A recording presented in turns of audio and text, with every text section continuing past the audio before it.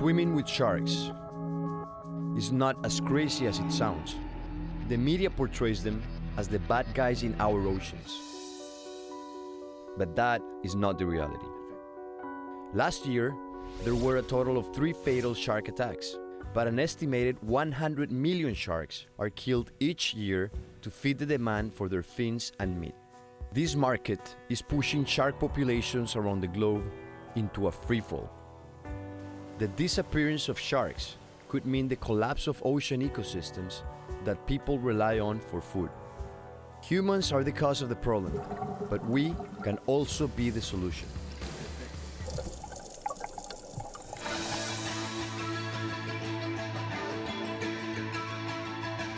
My name is Nicolás Ibargüen, and I'm the environmental correspondent for Fusion. I partnered with Sylvia Earle and her nonprofit Mission Blue to pull together a team of shark experts, scientists, and conservationists for an expedition to Cocos Island. We had one common goal: to raise awareness of the plight facing shark populations around the world while exploring the marine protected area where the thriving shark populations are under threat.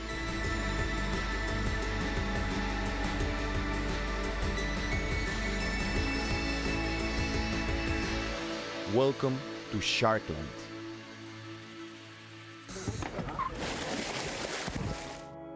There were sharks long before there were humans, and they are critical to the health of the system. It's like a big computer.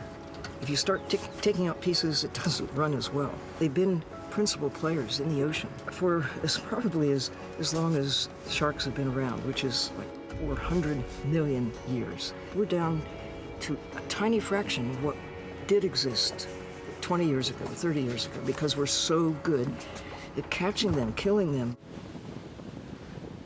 Sylvia Earle is a marine biologist who has dedicated her life to saving the world's oceans. She established Mission Blue to create large marine protected areas she calls hope spots. Protecting the ocean is the best investment we can possibly make at this point in history.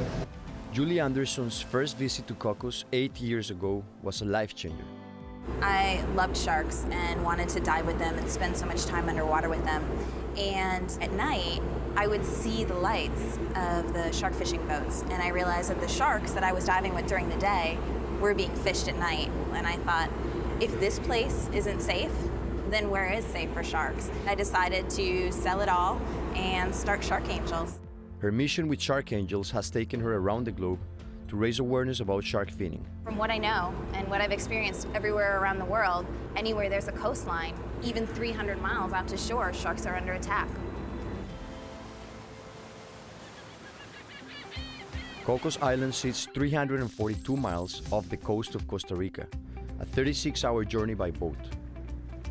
Cocos Island for me has always been one of those places that you hear about and you see pictures from and you think, well, I'll never make it there. It's not realistic that I'll ever get to go dive there.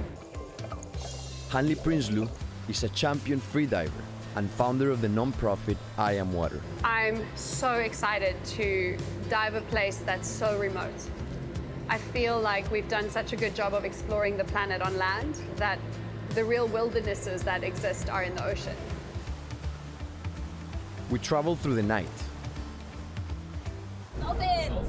and woke up to dolphins escorting us to the island that inspired the setting for Jurassic Park. I woke up this morning and we're approaching this island, and I know that it's in the middle of nowhere, and here we are finally present. Adrian Grenier is best known for his leading role in the film and hit show Entourage, but he's also a passionate crusader for the world's oceans. But I'm still not quite calm because I know that there's sharks in the water. A lot of them. There's a lot of sharks in the water, and we're gonna get in there. Okay, so. Have you ever seen sharks underwater No, before? never. This is gonna be your first My first time, yeah. Not except in the movies or on television. The waters around Cocos are filled with schools of hammerhead, tigers, Galapagos, silky, and white-tip reef sharks. Interacting with these animals in their environment requires a unique set of skills. As we got ready for our first dive, I got a quick lesson in shark behavior from Ocean Ramsey. Ocean grew up in Hawaii and spent her life in the water with sharks. When you go into the ocean, you're going into their home. Imagine you're going to an African savanna. You know there's lions there? Yeah. These are essentially just like the lions. Okay. You want to look around like a predator looks around. Yeah. So eye contact is really huge. So when you're looking around, they're very aware of eye contact.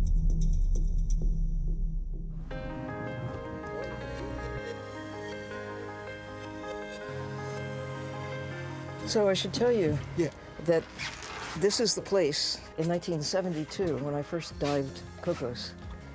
70 feet of water, and it looked as though someone had taken a box of those wooden matches and dropped them, and every match would be a hammerhead shark.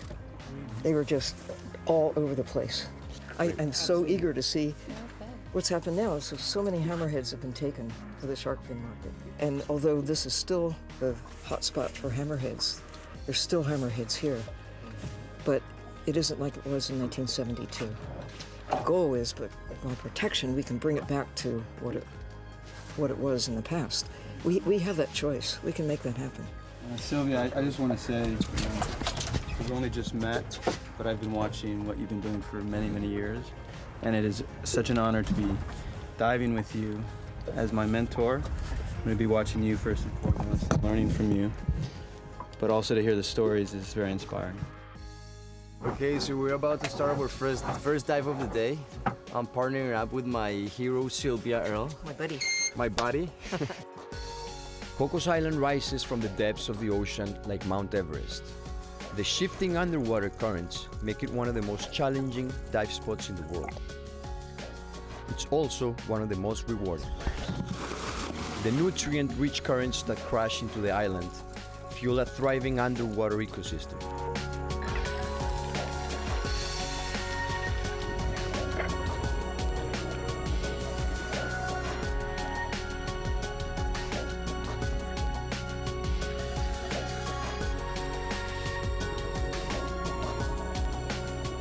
Sharks are apex predators. They maintain the delicate balance of the ecosystem by keeping other fish populations in check. Adrian and Ocean believe if we save sharks, we save the ocean.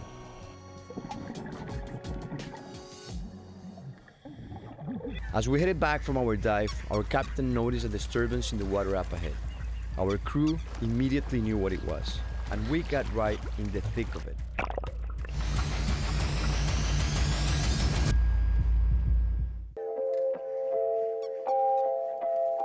Our crew knew the flock of birds hovering in the distance could only be one thing: a bait ball.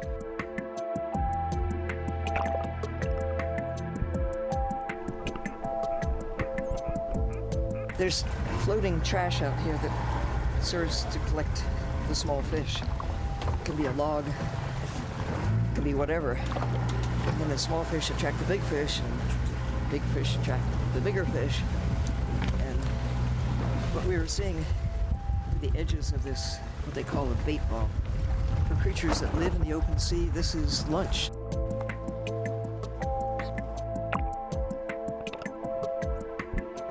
Bait balls are in constant motion. Getting close to one is rare and dangerous.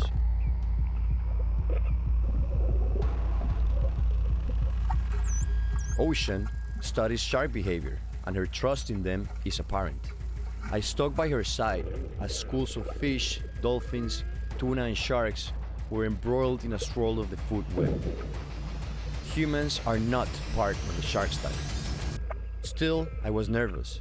A human hand can be confused for a small fish. I kept mine by my side. The danger of being this close is becoming surrounded by the bait fish as they try to look for a place to hide. In the excitement, I let my guard down. A shark was inches from my hand. Ocean gently and deliberately pushed the shark away.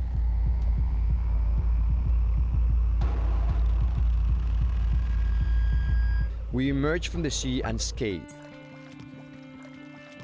This is the craziest experience I've had in my entire life. So out of respect for them, we're going to talk about this on the boat because we got sharks swimming around us right now. And we know that eye contact is so important. Yes, so I know. let's get on the boat. Come on here. Let's go find the next one. Oh, can you get... First of all, thank you for protecting me. Thank you so much. Because I've never in my life been surrounded by so many sharks. So many sharks. Dolphins, tunas, Tunas. and we're not part of their menu. No, obviously not. I mean, they were going to town on their actual menu item, where there's passive observers. We were surrounded by how many? Maybe 40, 50 sharks? A lot more than And that. I they would say at were more- least 100. 100 sharks, and they didn't even, I mean, looked at us. I mean, they noticed us, but They didn't just even cruised want around to. you. We were surrounded actually by bait fish at one point, Yeah. and that's when I was trying to push you back and Yeah. pull you back a little bit, because actually I was worried that the tuna were going to come in and bump you. And the sharks, they're interested in the fish, and they want those fish, and they're coming in, but they're respecting your space, and we should respect their space. Wow, what an amazing experience. I can't believe it. The action and marine life we saw was quickly tempered by what actually created the bait board. It's what Sylvia calls the inheritance of the 21st century. World Heritage trash. Check it for fish. Look at all these bottle caps. Oh, my heavens.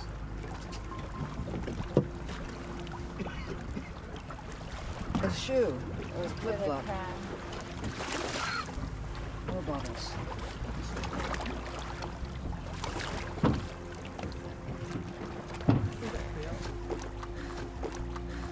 Trash ahead, trash ahoy. Cocos Island Preserve is 800 square miles of protected water, but trash has no boundaries. You know what we need to do is we need to change the term throw it away, because when you think you throw it away, it doesn't go away. This is so tragic. And this is only, you know, a small piece of a big, huge problem. Illegal fishing is another problem that plagues Cocos. We were shocked to see a shark swimming with a hook and line wrapped around its body.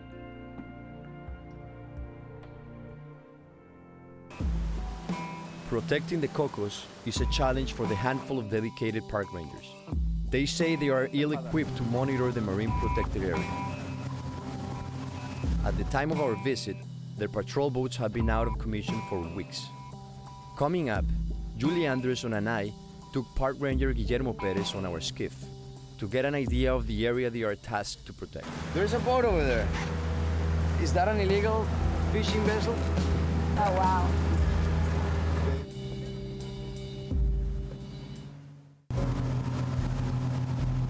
There's a boat over there. What we thought looked like an illegal fishing vessel from a distance turned out to be just another dive boat. Policing more than 800 square miles of protected waters is almost impossible, says Park Ranger Guillermo Perez. La legislación trata de hacer, pero a veces nos limita y el mercado internacional es el que nos pone en el blanco. Guillermo is talking about the global demand for sharks. Sharks are often targeted for their fins, which can fetch upwards of $300 per pound to make shark fin soup, a delicacy for Asian communities around the world. After sharks are caught, their fins are removed and their bodies are often discarded. Illegal fishing boats may be elusive on the water, but their gear is all over Cocos Island. Todo esto es material ilegal de pesca que ustedes capturan. Sí, que nosotros recolectamos. Buoys, nets, and line have been repurposed to make the pads, hammocks, and Wow. this bridge. It's incredible to take something so destructive and horrible and turn it into something so beautiful. So beautiful, I know. But even the rangers' handiwork could not keep up with the illegal fishing material they've collected for the past 4 years. All the longliners do is they wait until the rangers go into one direction, they go into the other, they put their long lines out, and if in some minuscule way that they might potentially get caught, they simply cut their long lines and they're gone. The rangers are left to pick up the pieces. And when you look in this warehouse, Oh my this God. is seized long lines. And this isn't all of them. Oh my God. Yeah, really heartbreaking. When I was here years ago and said I was going to work on this issue, I know I'm one person, and you know, even together we're a small group of people and we're all trying to do what we can, but I feel like I failed. Please don't feel that though. I know, but this is one tiny place in the ocean that is supposedly protected, and they pull this out. Imagine The places that are not protected. that are not protected. So things are not better from what the first time you came here 9 years ago. Things are not. It feels like it's worse.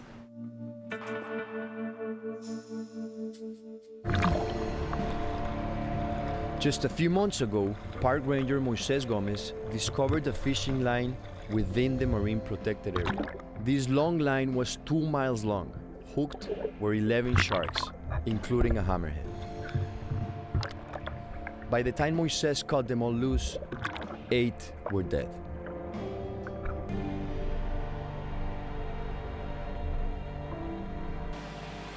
The Costa Rican government recently banned the export of hammerhead fins. And despite illegal fishing and weak enforcement, the shark population in Cocos are relatively healthy. And it draws divers from all over the world. But for Hanley, free diving in the Cocos has another advantage. When you scuba dive with marine life, you're a visitor in their world and they treat you as such. Whereas when you free dive with them, you become part of the picture. Hanley took Adrian and I out into open water for a lesson. The challenge with freediving with sharks is that if you need to breathe and you're going up and the shark's following you up, how do you communicate that that's not running away? Because prey runs away. Of course. So we keep our dives conservative enough that when we have to go breathe, we still have enough air to be able to have a standoff with the shark if that has to happen. All right.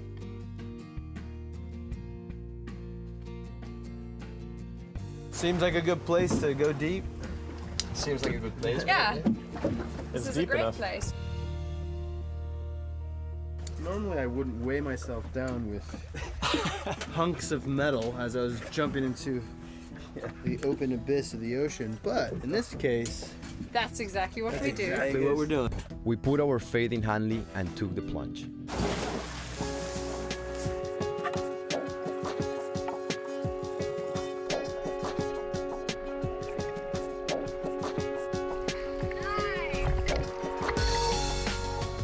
Coming up, we go from low-tech to high-tech diving. What we're going to see are things that you don't see up in the shallow water. A whole new world, right? Whole new world.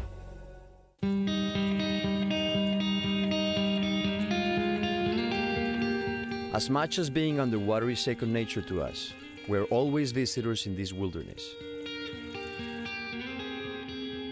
But technology allows us to bridge the gap that divides us. The Argo has an onboard submersible. It has the capacity to go down to 1,000 feet. As our journey was coming to an end, Sylvia and I headed below the surface one last time. What we're going to see are things that you don't see up in the shallow water. As you go deep, you have a whole new kingdom, A whole new world, right? whole new world. Yeah. Is what Sylvia calls the blue heart of the planet, a world we may destroy before we have a chance to deeply understand it.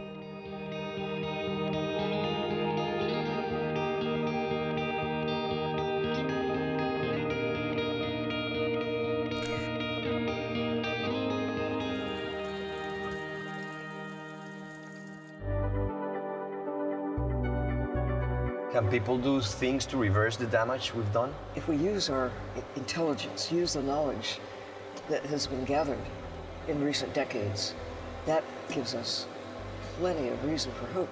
We have the ability to put things together, to see the puzzle, enough pieces to see where we're going if we continue what we're doing, and also to see what we can do to level things out, to stabilize and reverse these trends. When you compare everything else to this, you just realize how bad things are in the ocean. The best hope is for us to embrace those places that still are in good condition. I call them hope spots. Hold on to them as if our lives depend on them, because they do. If we do the right things, we can restore them to better health. We have to stop killing them.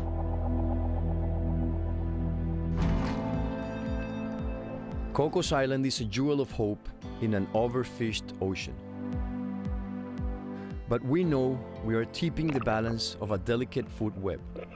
We're gonna have to pay for it when the oceans collapse. We're gonna have to suffer when there's no fish to eat anymore. This blue heart of the planet has given ours a renewed sense of purpose.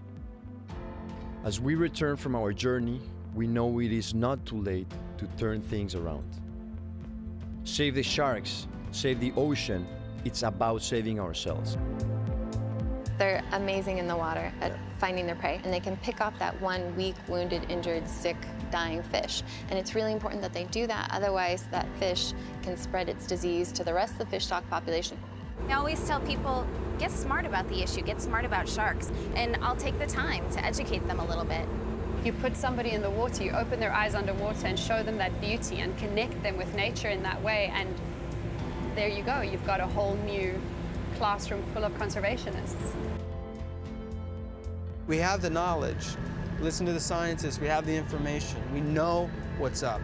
Now we need to feel it and then get upset and get active.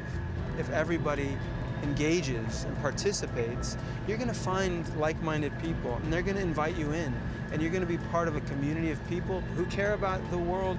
And really, the problem of the oceans, it's the problem for whales, it's a problem for sharks, and all the bycatch, but it's a problem for people. There may be a time when we can no longer swim with sharks. Overfishing may wipe out entire species. And our oceans may become too polluted. But today, there are places like Cocos and crusaders willing to fight.